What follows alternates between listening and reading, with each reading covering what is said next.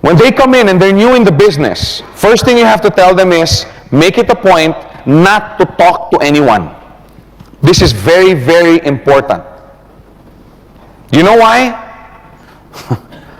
Because they're going to probably do a lousy job.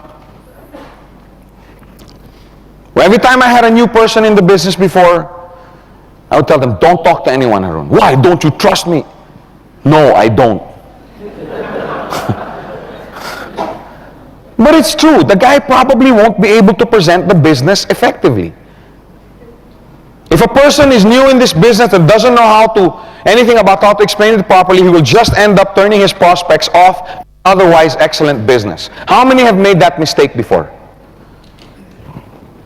You have no idea what to present. Yeah, you know, in Gold Quest, because there's these circles, and then after the circle, there's this bicycle. I don't understand the bicycle thing. But if you bicycle properly, they give you 2-4.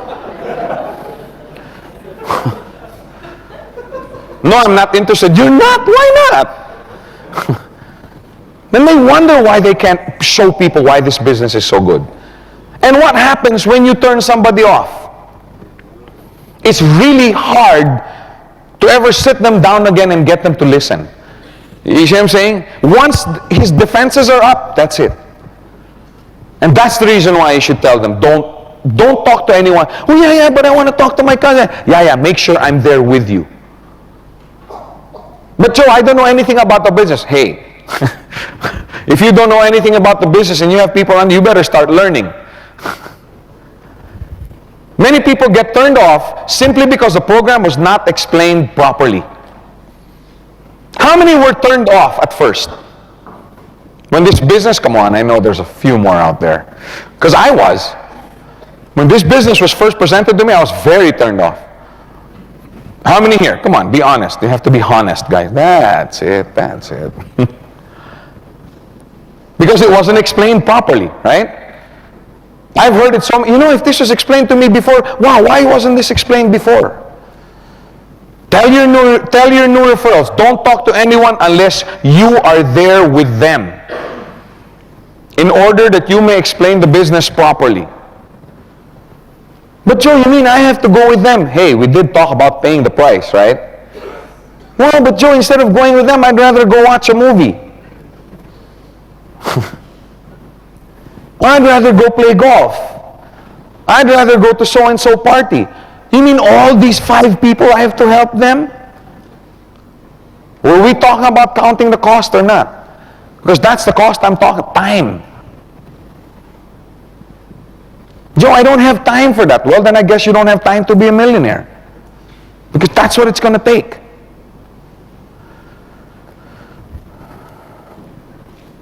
Oh, in order you may explain the business properly. Joe, I don't know how to explain the business properly.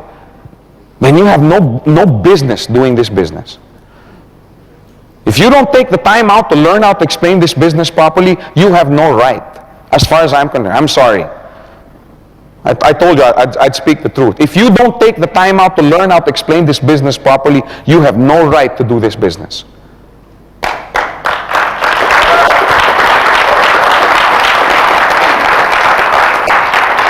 If you expect people to take you seriously with this business, you take the business seriously. One of the first skills you're going to need is learn how to present specifically for this purpose. So that when you take somebody into your organization, that you have the necessary skills to fulfill your responsibility of caddying and helping these people out. If you're not willing to help these people out in your organization, you have no reason and no right to bring them in. You have a responsibility to these people. Another thing that you must learn is what we call the home meeting. And we call them the home meetings because they're usually held at home. So we couldn't think of any other heading for this topic. I like the home meetings. One, everybody has a home. Your home should be your office. Not everybody can afford to put up a 500 square meter, how do you call this, office at the Petronas. But everybody has a home with a table and 4 chairs. Right? Everybody has home. When I presented the business to Ferdy, was it In an office? No, I sat down with him in a coffee. My office was the placemat.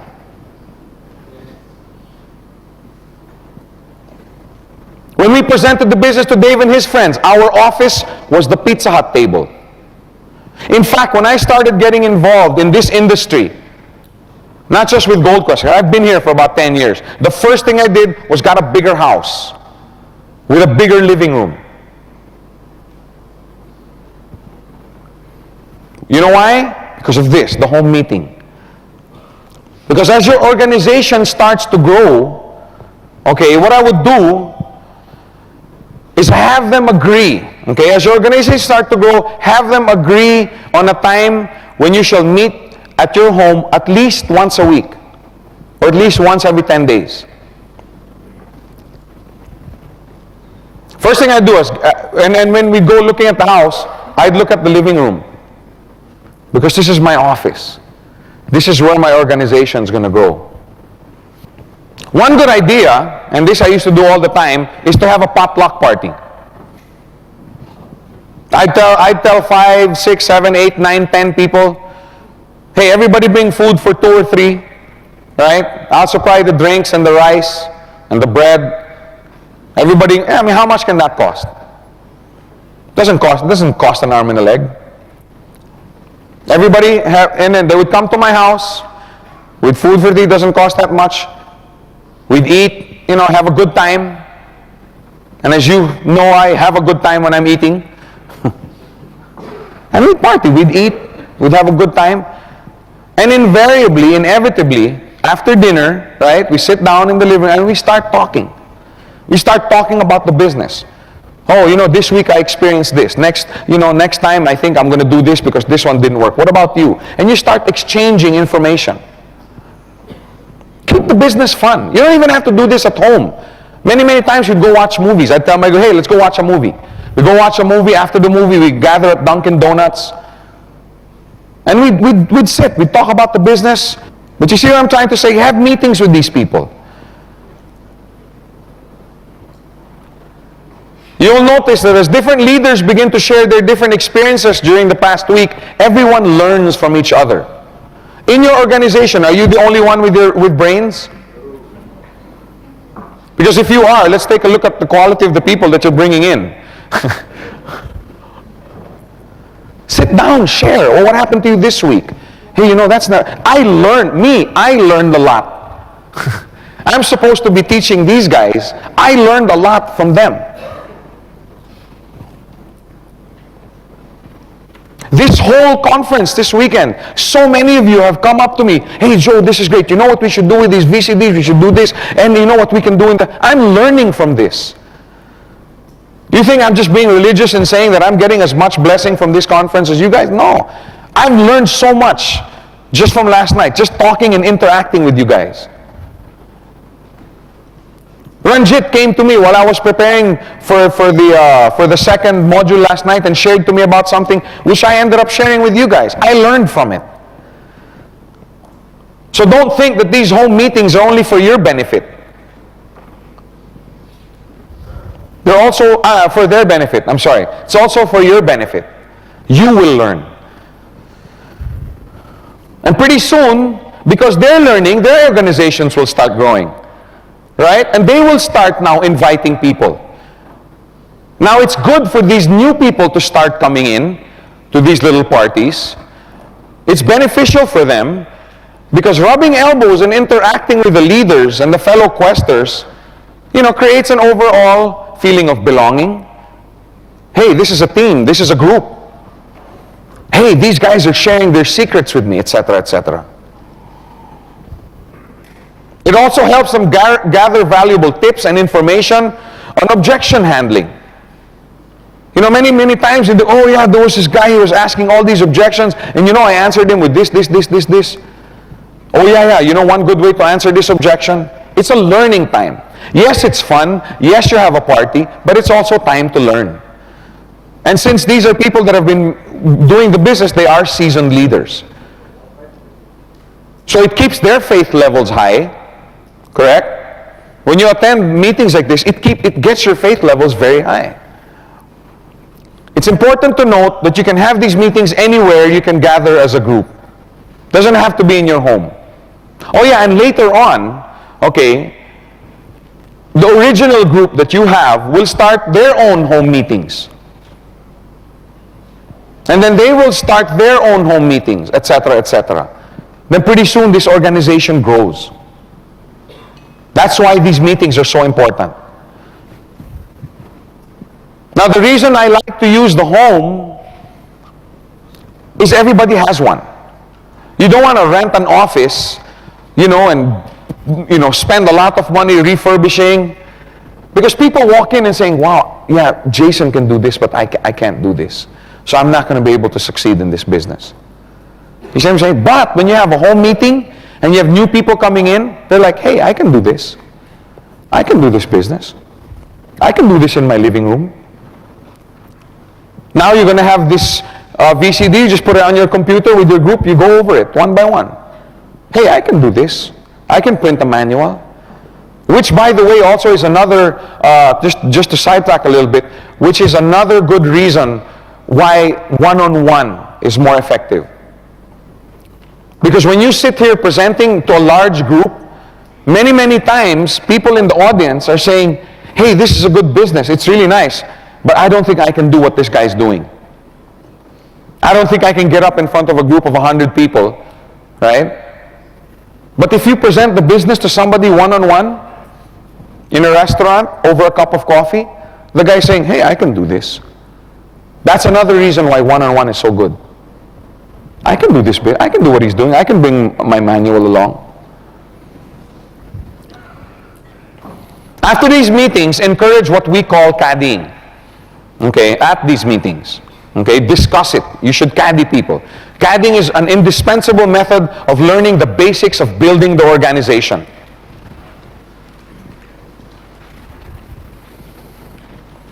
In golf, you have the caddies that help out the golfer, right? Many, many golfers will tell you that many times their success is dependent on the caddy that they have. Because you think the caddy just gives in the clubs? No. They sit down. What are the wind conditions? What's my lie? What club should I use? Well, how will this affect? And the caddy gets involved with all of this. What's the exact yardage from here to the pin? The same thing in this business. You sit down with your leaders and, okay, what do you need from me? What do you need me to support you on this? What's this? What's that? That's caddying. And this is what you have to do with your leaders. I see some of your faces going, Joe, all of this is going to take away from my party time. Well, are you willing to pay the price? There's no such thing as an accidental millionaire. I don't know about other businesses, but in Gold Quest, no way. All the people that have made money in this business have worked long, have worked hard, but they've also reaped the benefits. I told you about the one lady in the Philippines who got pregnant. At least now I can say she doesn't look like this, because before people, when I'd say pregnant, people would look automatically at my stomach. She had been doing the business for about 1.5 years, and she got pregnant, of which is okay because she's married to her husband. Very important also. Remember I was talking about the steps. Get married first, then you get pregnant. But anyway, so she had been doing very well, earning, weekly. She got pregnant. She spent 2 weeks in her house resting. And then she spent 4 days in the hospital, C-section. And then she spent another 2.5 weeks recovering. Just being with her baby, being with her husband. During this 5-week period, she earned $8,000, the next week $12,000, the next week $13,000, the next week $11,000, the next week $9,000. I don't know the exact chronological order, but the amounts are like that. While staying at home. How many have ever made $70,000 having a baby? That's what I'm saying. You reap the benefits of this. But she has worked hard in building her business. But how many people do you know have worked 15 years, 20 years, but still don't make $70,000 when they take a 5-week vacation? See, the point is we're all going to work anyway. We're all going to work anyway. Whether you work hard in Gold Quest or A or B or C, we're all going to work. We might as well work on something that's going to give us benefits even when we do decide to take a break for a while. The big earners in this business, if they stop doing Gold Quest for 1 year, do you think their checks would go down? I know another lady who spent 5-6 months, 8, 9, 10 hours a day building her business. And she was earning well, $5,000, $6,000, $4,000 a week. And then for reasons that I don't want to discuss, she got out. She's not doing the business anymore. But up to this day, she's still getting checks. Sometimes 4, sometimes 3, sometimes 5, sometimes 2. But she has completely stopped doing the business. But her organization is still there. That's why I'm saying, pay the price because it'll pay you back. The caddy system, you have to go through the list. Who do we caddy? Who? You have to make sure that, see, your time is very valuable. If you have 100 people or 200 people in your organization, you can't possibly caddy all of these. You know what I'm saying? So you have to identify, okay, these are the leaders, or these are the potential leaders that I want to work with. Not saying that you're going to neglect everybody else. But by you spending time with these leaders, right, and teaching them and imparting to them, and then now they go into their organization and start helping their organization, isn't that you also caddying them? Through your leaders, you are duplicating yourself and helping out.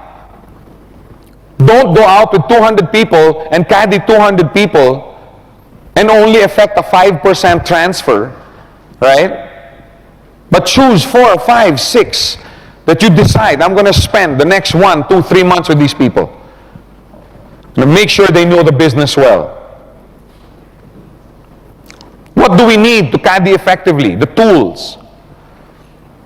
Training material, books. Remember I told you I was fortunate enough to have leaders before who caddied me and trained me. They lent me books, they lent me audio tapes, they lent me videotapes, they lent me training manuals that they put together. You need tools just to caddy with. There's things also you must avoid. We'll go over that list a little bit later. And what must you do as the caddy? Once you have all the tools, how do you affect it? The caddy system is to help your referrals become successful in the business by working with and for them. Very important, the for. Because many people have this idea that, oh, I'm your leader in your organization, you go work for me. The reason that I was successful in this industry, I think, is because when I brought somebody in, I would make it a point to tell them, I will be your employee for the next 2 months. Not your slave. We're going to teach you that in the, what to avoid. I'm not going to be your slave, but I'm going to be your employee. In other words, whatever you need, I'm going to be there and going to be supporting you. So you work with them and you work for them. Because remember, we discussed earlier, when they prosper, who prospers?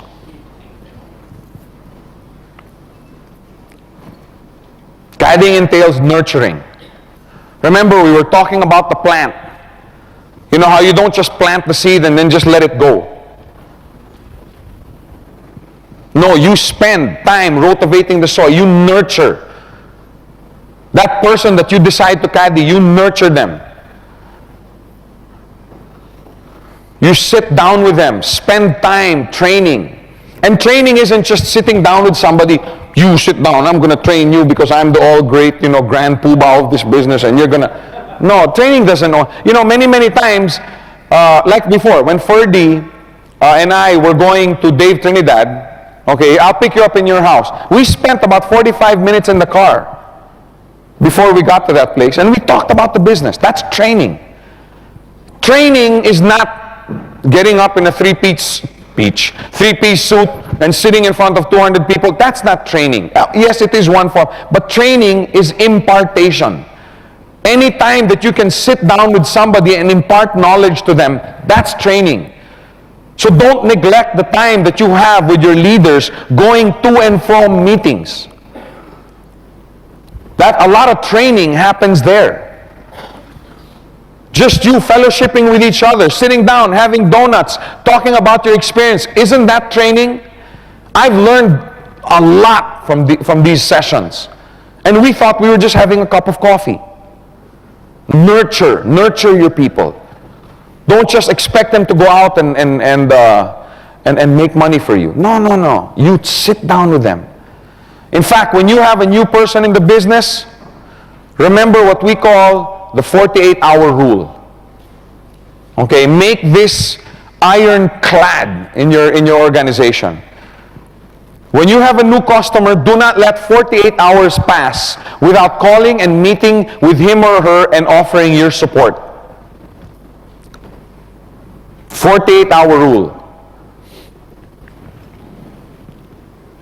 Not calling and saying, Haroon, what is this? Up to now, you don't have any on your left, you don't have any on your right. I thought you were a good guy. I think you're spending too much time in front of that computer. No wonder your business not going. You were supposed to make a lot of money for me.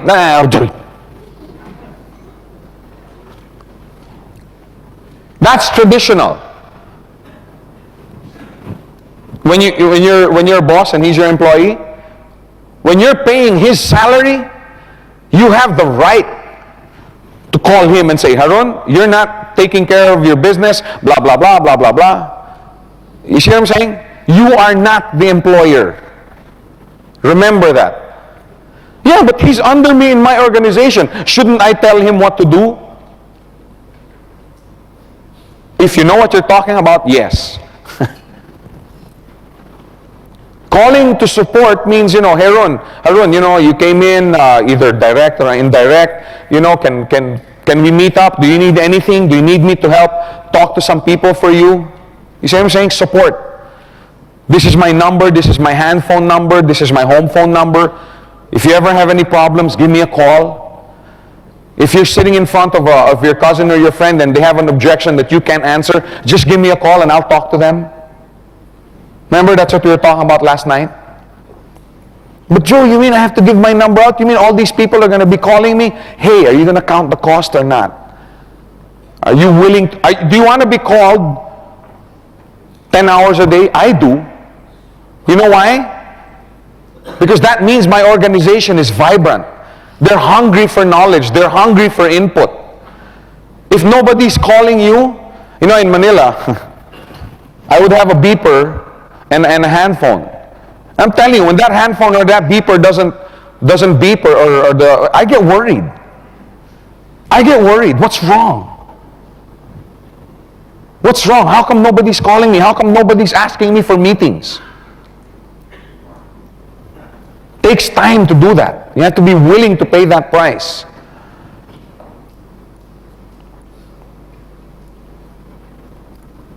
Ask if they need help to present. Many times these people are excited about the business but have no idea what to say. And how many of you ever experienced this? Somebody comes in, gives you his draft or pays by credit card, is really, really excited, comes back 4 or 5 days later saying, "Oh, have you sent the draft? Can I withdraw?" How many times has that ever happened? I guarantee you, what happened to this guy, he was so excited, he saw the business, he sent in his draft or paid by credit card, goes to 4 or 5 of his friends or relatives, they have absolutely no idea how to present the business, they do a lousy job, botch up the whole operation, and their friends tell, "Oh, this is this, that, oh, you'll never make it." Then he gets into arguments with them, right? Comes back and says, "I did the wrong thing. You mind if I get back my draft?" I guarantee you that's what happened. And that's the reason why you don't want them talking to anyone without you being there. Ask them, demand. You insist that you be with him. If you can't be with him, make sure one of the other leaders are.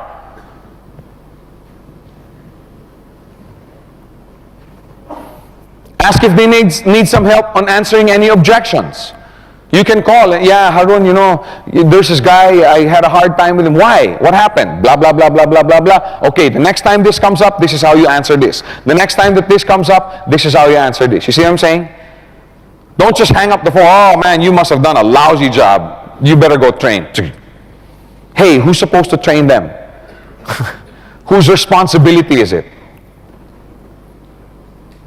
Encouragement. That's so important. People new in this business have to know that they're doing the right thing. Yes, they have to know when they're doing the wrong thing. If he's doing the wrong kind of presentation, if he's presenting the business wrong, yes, it's your job to sit down, and talk to him and tell him what he's doing wrong. But it's also your job and your responsibility to make sure that his faith level keeps high. Encourage him. Isn't it nice to receive encouragement? Isn't it nice? You have no idea how it makes me feel, how it makes Patrick feel. When you guys come up to us and say, hey Joe, great job, we're enjoying this. It means a lot. It's the same for the guy just starting out in the business. If it feels good when people encourage you, it's going to feel the exact same way. You should build a culture where everybody edifies and encourages each other. Start that culture. Support. That's where the time comes in. Being with them, going with them to the different appointments. Maybe even canceling some of your own. I've canceled movies with my wife, with my children. I've canceled parties. I've canceled out golf games. Simply because I was committed to somebody else. These are not theories that I'm talking to you about. Patrick, where's Patrick? Patman. Ed, have you guys ever canceled anything to support someone? That's why they're successful. That's why the checks are so big. Support. Joe, there's this big group, they're coming in, and I'm really excited. They want to talk about the business. Can you come here Friday night, 7 o'clock? Oh man, I can't. I just bought my tickets to the Gladiator and I can't. How many have ever done that? Now, there's nothing in the policy and procedures book that forces you to be there.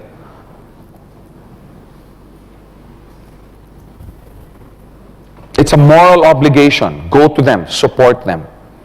When I first got involved with this business, I told my wife and my children, I sat down with them, and I said, for the next 6 to 9 months, I'm going to be really scarce around this house. Not because I don't love you guys, but because if I do this business right, we're never going to have to worry about finances again. And then I can sit down and watch grass grow with you the whole day. Because that's my goal. People ask me why I work so hard. Because I'm so lazy. I want to get to the point where I don't really have to do anything. Because there are many, many, many important things in life that have nothing to do with making money. Watching your children grow. Nothing gives me more pleasure and fulfillment than being with my children. You'll meet them all, by the way. They're all going to be here tonight. Spending time with your wife. Priceless. Going out and doing mission work. Priceless. Taking vacations with your family. Now that has a price. That's not priceless. But that's why we work hard, so that someday we don't have to work. But in the beginning, you have to work hard. And the hard part comes in the teaching, the supporting, the encouragement, the nurturing of your network. But I'm telling you, it pays. It pays dividends that you can't put on a check. Do you think I can put a price on the relationship I have with Ranjit and Tony and Ronnie and Patman and Patrick and Ed? I can't put a price on that. Build a team. Teaching, impart. See, another nice thing about this business, and this is the reason why many companies are gravitating towards this industry, because it's such an efficient way to work. See, in the corporate world, if I were the president, and let's say Kuna were the vice president, would I tell Kuna all my secrets? Why not? They take me away. And they promote Kuna, right?